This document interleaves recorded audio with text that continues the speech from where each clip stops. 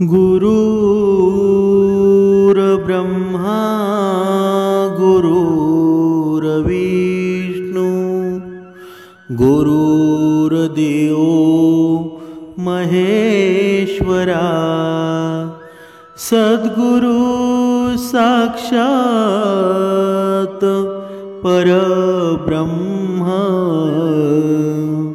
तस्मै श्री सद्गुरुवे नमः। जय जय रघुवीर समर्थ श्रीराम समर्थ। सद्गुरु चरणांना नतमस्तक होऊन आपण या सुंदर सकाळच्या मनमोहक वातावरणामध्ये या निरूपणास सुरुवात करूया। माईबाप सज्जनांचे स्वागत आहे। समर्थांनी सांगितलेलं आहे या दुःखाचं हरण आहे ना हे सुखाचं मूळ आहे। म्हणजेच काय? म्हणजेच तुम्ही पाहिलं असेल सर्वात दुःखी मनुष्य असतो ना त्याचं कारण काय असतं बरं? त्याचं कारण असतो अहंकार। आणि ज्या वेळी अहंकार माणसाच्या जीवनामधून दूर होऊन जातो ना, बघा आपण कधी कधी पाहत असतो आपला शत्रू आपण न काही करता आपल्याला त्रास देतो। म्हणजेच पण जर आपल्या शत्रूपासून मुक्तता करायची असेल, जर आपल्या वाईट गोष्टीपासून मुक्तता करायची असेल तर त्या शत्रूसोबत भांडणं गरजेचं आहे का? तर अजिबात नाही। समर्थांनी असे मार्ग सांगितलेले आहेत ना, त्या मार्गांनी जर तुम्ही गेलात ना तर तुम्ही न भांडता शत्रूवर विजय मिळवू शकता। समर्थांनी या सार्थ मानाच्या श्लोकांमध्ये सुंदर वर्णन केलेलं आहे। अहंता गुणे सर्व ही दुःख होते, मुखे बोलिले ज्ञान ते व्यर्थ जाते, सुखी राहता सर्व ही सुख आहे, अहंता तुझी तूची शोधून पाहे। म्हणजे काय? म्हणजे या अंतर्यामी होणारं सुख काय किंवा जीवाला व्यापून राहणारं दुःख काय, त्याचा शोध घेतला ना तरच त्या सुखदुःखाचं मूळ सापडतं। म्हणजेच त्यासाठी मनाची तशी धारणा असावी लागते। म्हणजे मनाने जर शोध घेतला ना तर त्याचा शोध नक्कीच लागतो।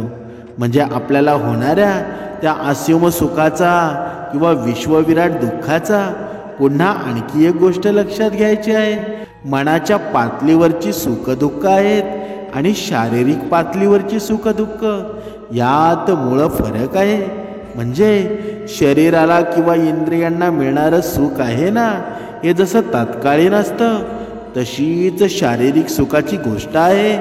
म्हणून आपण पाहत होतो की शत्रूला न भांडता आपल्याला कसं हरवायचं आहे आणि ईर्ष्या करणाऱ्याबरोबर नेमका आपल्याला कसं वागायचं आहे ना ते या निरूपणामध्ये आपण पाहणार आहोत।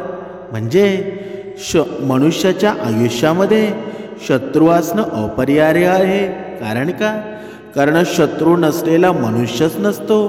कोणी ना कोणी शत्रू बनायचा असेल ना, बघा स्वतःच्या फायद्यासाठी जगून बघा, आपोआप तुमचे शत्रू बनले जातील। म्हणजेच जर सत्य वागायला गेलं ना तर लगेच शत्रू बनत असतो। म्हणून मनुष्याच्या आयुष्यामध्ये शत्रू असणं अपरिहार्य आहे। काही वेळा आपले यश, स्वभाव आणि परिस्थितीमुळं इतरांमध्ये आपल्याबद्दल ईर्ष्या निर्माण होते। परंतु शत्रू म्हणजे केवळ बाहेर असणारी व्यक्ती नाही तर तो एक विचार आहे। समर्थांनी सांगितलेलं आहे भावना किंवा वर्तन देखील असू शकतं जे आपल्याला मानसिक, शारीरिक आणि भावनिक हानी पोचू शकतं। म्हणजे बाहेर दिसणारे शत्रू म्हणजे एखादी व्यक्ती किंवा गट असतो जो आपल्या विरोधात काम करतो आणि द्वेष करत असतो आणि आपले नुकसान करण्याचा प्रयत्न करतो। जसे की तुमच्यावर अन्याय करणारे सहकारी असू द्या, तुमच्याशी स्पर्धा करणारी व्यक्ती असू द्या, म्हणजे इतर वगैरे कोणतेही असू द्या, तर अंतर्गत शत्रू म्हणजे हे तुमच्या स्वतःच्या मनातील दोष समजा, तुमची भावना समजा, किंवा तुमच्यामध्ये असलेली दुर्बलता समजा, ज्या तुमच्या आयुष्यावर नकारात्मक परिणाम करतात ना, त्यांनाच समर्थांनी शत्रू मानलेलं आहे. जसे की तुमचा अहंकार असेल, जसे की तुमचा लोभ असेल, राग असेल, द्वेष असेल, भीती असेल आणि अनावश्यक असणारी चिंता असेल, म्हणजे संतांनी यालाच खरा शत्रू मानलेला आहे. कारण या दोषांमुळं आपण बाहेरच्या शत्रूंना तयार करत असतो किंवा त्यांना आमंत्रण देत असतो. म्हणजे शत्रूंना न समजून घेता भांडणाचे किंवा वादाचे मार्ग निवडल्यास आपले मानसिक समाधान हरवतं. म्हणून शत्रूला हरवण्यासाठी भांडणाशिवाय प्रभावी मार्गसुद्धा आहेत आणि तेच आपण या निरूपणामध्ये पाहणार आहोत. आता प्रथमतः आपल्या मनामध्ये प्रश्न निर्माण होतो, शत्रूशी नक्की वागावं कसं, म्हणजे आणि ईर्ष्या करणाऱ्यावर संयम आणि सकारात्मक मार्गाने विजय कसा मिळवावा ना, त्या अगोदर आपण पाहूया कोणत्या कारणामुळे आपण शत्रू निर्माण करत असतो. पहिली गोष्ट, यशस्वी होण्यामुळं ईर्ष्या निर्माण होते. आणि जेव्हा आपण मोठे यश मिळवतो ना, तेव्हा काही लोक त्याला सहन करू शकत नाहीत. आपल्या प्रगतीमुळं त्यांच्या असुरक्षितता निर्माण होऊन ते आपले शत्रू बनत असतात. पण तुम्ही घाबरून जाऊ नका, तुमचं कार्य आहे ना ते निरंतर चालू ठेवा. आता दुसरी गोष्ट, स्पर्धात्मक वागणूक. काही वेळा स्पर्धेमुळे लोक आपल्याला प्रतिस्पर्धी समजतात आणि त्यामुळं वैयक्तिक राग निर्माण होतो आणि त्यामुळे ते आपले शत्रू बनत असतात. आता पुढे पाहूया, गर्व आणि अहंकार.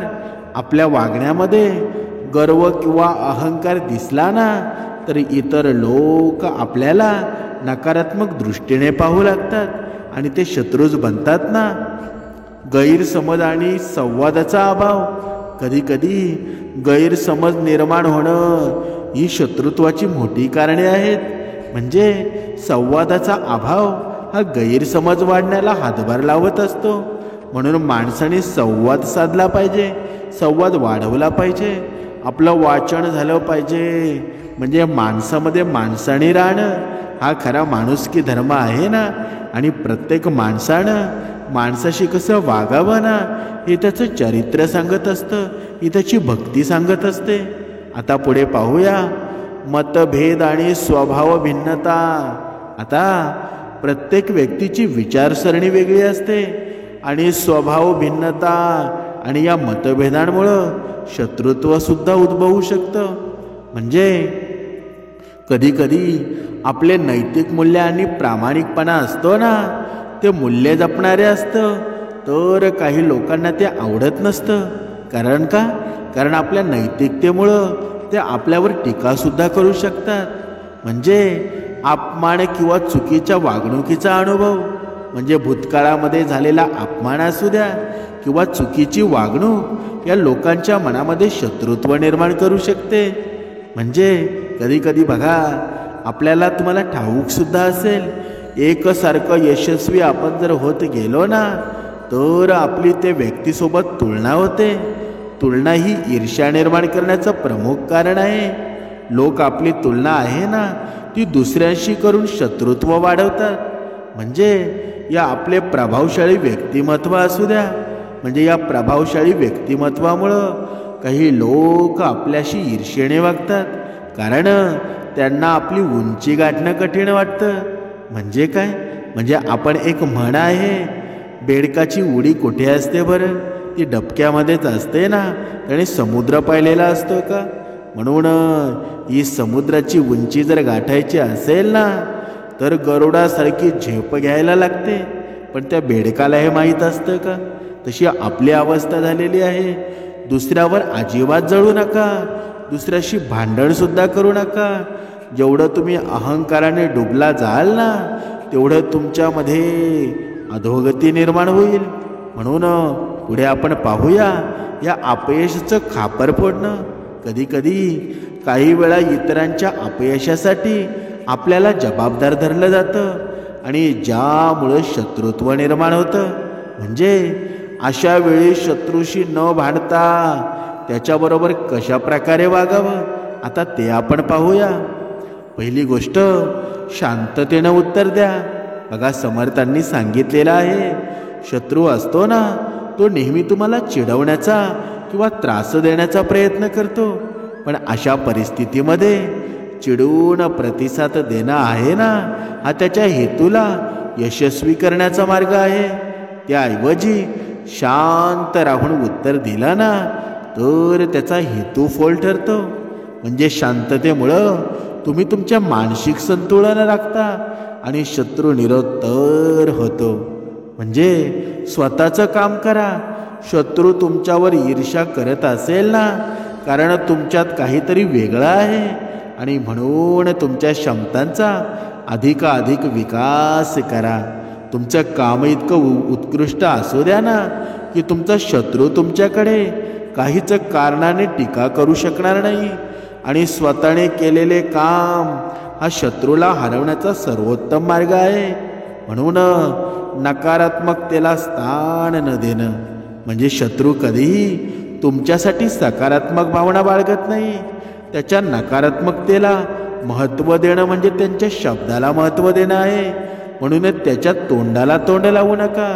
त्याच्या टीकेकडे दुर्लक्ष करा आणि तुमचं ध्येय पूर्ण करण्यासाठी प्रयत्न करा. म्हणून समर्थांनी सांगितलेलं आहे, जर शत्रूवर विजय मिळवायचा असेल ना, तर या ईर्ष्येला प्रेरणेमध्ये रूपांतर करा. जर कोणी तुमच्यावर ईर्ष्या करत असेल तर त्याला नक्कीच तुम्ही प्रगती करत आहात याची नक्कीच जाणीव आहे आणि याचा अर्थ तुम्ही योग्य मार्गावर आहात. या ईर्ष्येला तुमच्या प्रेरणेमध्ये रूपांतरित करा. म्हणजे ईर्ष्येला सकारात्मक दृष्टीने पाहिलं ना, ती तुमच्या यशामध्ये मदत करू शकते. आणि मला तर वाटतं प्रत्येक यशस्वी माणसाच्या मागे एखादा तरी मन दुखावणारा अपमान असतोच. म्हणजे आता पुढे समर्थांनी सांगितलेलं आहे, संवादाचा मार्ग निवडा. कधी कधी शत्रू फक्त गैरसमजामुळे तयार होतो आणि यात तुमच्या दोघांच्या व्यतिरिक्त तिसऱ्याचा सुद्धा हात असू शकतो.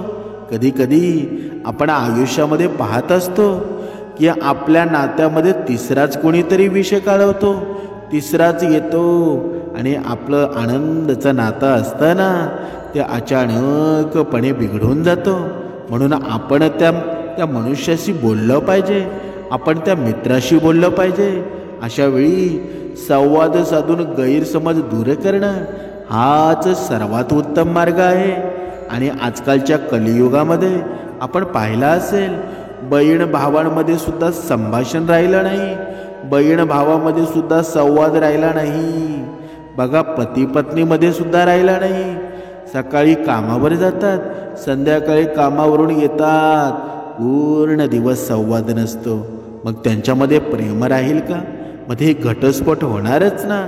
या पती पत्नीचं नातं आनंदामध्ये राहील का? कधीच राहणार नाही. म्हणूनच संवाद असायला हवा. शांतपणे आणि सकारात्मकतेनं संवाद जर साधला ना, तर बऱ्याच समस्या सोडवता येऊ शकतात. पुढे समर्थांनी सांगितलेलं आहे, नम्रता आणि सहनशीलता दाखवा. नम्रता म्हणजे काय? नम्रता आणि सहनशीलता ही तुमच्यावर उत्तम संस्कार झाल्याची लक्षणं आहेत. म्हणजे शत्रू तुमच्यावर टीका करत असताना नम्रपणे वागणं हे तुमच्या व्यक्तिमत्वाचं सौंदर्य वाढवतं. आणि सहनशीलतेनं तुम्ही संघर्ष टाळू शकता आणि शत्रूच्या डावपेचांवर विजयसुद्धा मिळवू शकता. पण आपण तसं करतो का? समोरचा जर भांडायला लागला ना, तर आपण जोरजोराने उलट आवाज वाढवतो. पण आपण नम्रपणे तो विषय समजून घेतला ना, तर आपल्याला दुःखाचं कारणसुद्धा बनत नाही. म्हणून प्रतिक्रिया टाळा. शत्रू नेहमी तुमच्यावर प्रतिक्रिया मिळवण्यासाठी प्रयत्न करतो. म्हणजे तुमच्याकडून जी प्रतिक्रिया न मिळाल्यास त्यांचा प्रयत्न निष्फळ होतो. अशा प्रकारे प्रतिक्रिया न देणं हेच तुमच्या विजयाचं रहस्य ठरतं. म्हणजे तुमची ऊर्जा योग्य ठिकाणी वापरा. जेव्हा तुम्ही शत्रूवर राग व्यक्त करून किंवा भांडणावर वेळ वाया घालवण्यापेक्षा तुमची ऊर्जा सकारात्मक कामांवर खर्च करा. त्यामुळं तुमचं ध्येय साध्य होईल आणि शत्रू स्वतःच थकून जाईल. या समाशीलतेचं महत्त्व आहे ना, हे विश्वामध्ये धन्य आहे. म्हणजे काही वेळा शत्रूंना माफ करणं हे त्यांना हरवण्याचं साधन असतं. समाशीलता दाखवल्यानं तुम्ही मानसिकदृष्ट्या त्यांच्यापेक्षा श्रेष्ठ ठरता. त्यांना त्रास देणारा मार्ग न निवडता माफ करून पुढे जाणं अधिक योग्य ठरतं. म्हणजेच हा दूरदृष्टिकोन ठेवा. शत्रूशी भांडण हा तात्पुरता उपाय आहे, पण दूरदृष्टिकोन ठेवला ना तर तुम्हाला समजेल संयम आणि कर्तृत्व आणि सकारात्मकता हेच खरे विजयाचे साधन आहे. म्हणजे भांडण्याऐवजी तुमच्या मनशांतीचा विचार करा. शत्रूशी वागताना संयम, शहाणपणा आणि सकारात्मक दृष्टिकोन ठेवणं हे खूप आवश्यक आहे. भांडणांना आपण स्वतःला ताण देतो ना, पण शांततेनं आणि स्वतःच्या कार्यावर लक्ष केंद्रित केल्यास शत्रू आपोआप हरतो. आणि जीवनातील संघर्ष आहे ना, हे विकासासाठी आहेत आणि त्यांना योग्य मार्गांना हाताळलं ना तर आपण न फक्त शत्रूला हरवतो तर स्वतःला अधिक सामर्थ्यशाळ बनवत असतो, सामर्थ्यवाणी बनवत असतो. समर्थांनी सांगितलंच आहे ना, स्वतःला इतकं बदला की जे लोक तुम्हाला नावं ठेवत होते ना ते तुमच्याकडे भविष्यात पाहतच राहतील. म्हणजेच जेव्हा नेहमी गप्प राहणारा माणूस असतो तो नेहमी ओरडायला लागतो ना, चिडून ओरडायला लागतो, बोलायला लागतो, तेव्हा समजून घ्या की त्याच्या जीवनामध्ये हद्दपार झालेली आहे. समर्थांनी सांगितलंच आहे ना, जर कोणी दुःख वारंवार देत असेल तर ते सहन करायचं का? अजिबात नाही. एक दुःख सहन करण्याची सुद्धा एक सीमाच असते ना. जर आपण सुद्धा प्रतिकार केला नाही ना तर आपण दाबले जाऊ. त्यावेळी आपण स्वतः त्या गोष्टीचा सामना करायला हवा. म्हणजेच समर्थांनी हे सुद्धा सांगितलेलं आहे, घरात पाहिजे तेवढं रडून घ्या, पण दरवाजा उघडताना नेहमी हसरा चेहरा ठेवून उघडा. कारण हे पॉझिटिव्ह राहण्याची थिंकिंग आहे. जेव्हा मनुष्य पॉझिटिव्ह असतो ना तेव्हा सर्व जगसुद्धा त्याला पॉझिटिव्ह दिसतं. म्हणजे ज्यावेळी आपल्या घरामध्ये कोणी येतं ना तेव्हा आपला चेहरा हसरा असला पाहिजे. पण जर आपला चेहरा जर रडका असेल ना तर समोरचा मनुष्यसुद्धा रडका होतो.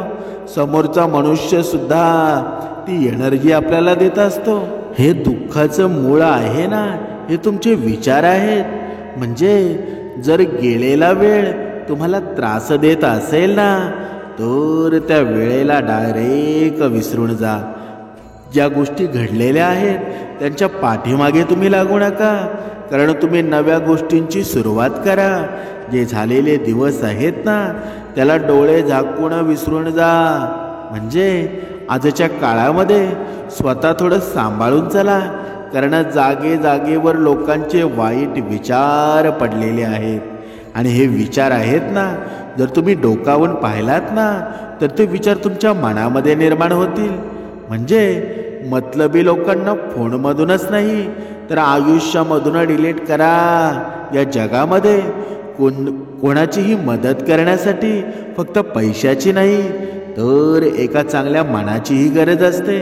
आणि जेव्हा हे मनुष्याला कळतं ना तेव्हा तो संत होऊन जातो, तेव्हा तो भगवंताचं स्वरूप होऊन जातो. पण आपण मात्र भक्ती मार्गाला वेगळा रंग दिलेला आहे.